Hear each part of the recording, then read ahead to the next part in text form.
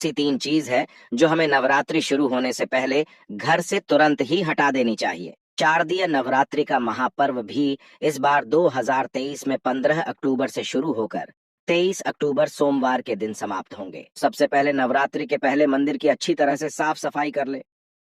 मंदिर के अंदर यदि पुरानी मालाएं हैं, टूटी फूटी मूर्तियां हैं, उसके साथ ही खाली माचिस के डिब्बे रखे हुए हैं, तो उन्हें फेंक दें तथा टूटी मूर्ति को किसी नदी में प्रवाहित कर दें।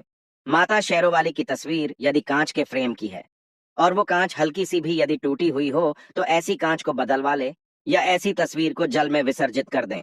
टूटी मूर्ति की पूजा करने से, टूटी तस्वीर की पूजा करने से आपकी आस्था, व्रत आदि सब टूट जाता है, आपका व्रत खंडित हो जाता है।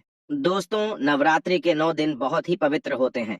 नवरात्रि के इन 9 दिनों में आचार, विचार और घर को साफ सुथरा और पवित्र रखना अति आवश्यक है।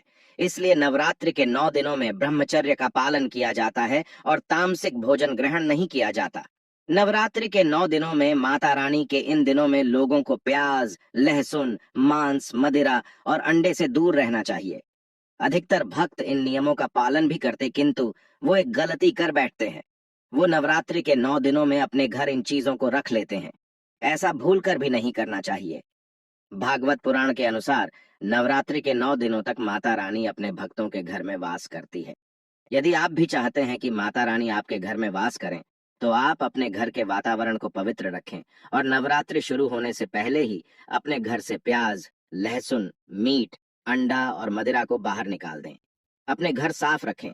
इन वस्तुओं को घर से बाहर निकालने के पश्चात अपने घर में गंगा जल का छिड़काव अवश्य करें। भगवत गीता में भगवान कृष्ण कहते हैं, बगैर गंगा जल छिड़काव कोई भी मंगल कार्य सफल नहीं माना जाता। दोस्तों, माता के आगमन के लिए घर का दरवाजा स्वच्छ होना चाहिए। इससे माता आकर्षित होती है और घर के द्वार में प्रवेश करती है। मौजूद नेगेटिव ऊर्जा भी नष्ट हो जाएगी। और जिस घर में वातावरण पवित्र होता है और नकारात्मक ऊर्जा नहीं होती, वहां माता रानी का वार सदैव होता है। नवरात्रि के पहले आप अपने पूरे घर की अच्छी तरह से साफ सफाई कर लें। घर में जो भी फालतू सामान है, फटे पुराने कपड़े हैं, उन्हें बाहर निकाल दें। घर में बेकार पड़ा सामान नेगेटिव ऊर्जा लाता है, इसीलिए गंदगी बिल्कुल भी ना करें। धूप दीप जलाकर घर स्वच्छ रखें। माता रानी की चौकी कागज बिछाकर बनाते हैं, जो कि बिल्कुल गलत माना गया है। माता की चौकी के लिए आप नीचे लाल कपड़ा ही बिछाए। काला कपड़ा और सफेद कपड़ा भूलकर भी नहीं बिछाना चाहिए।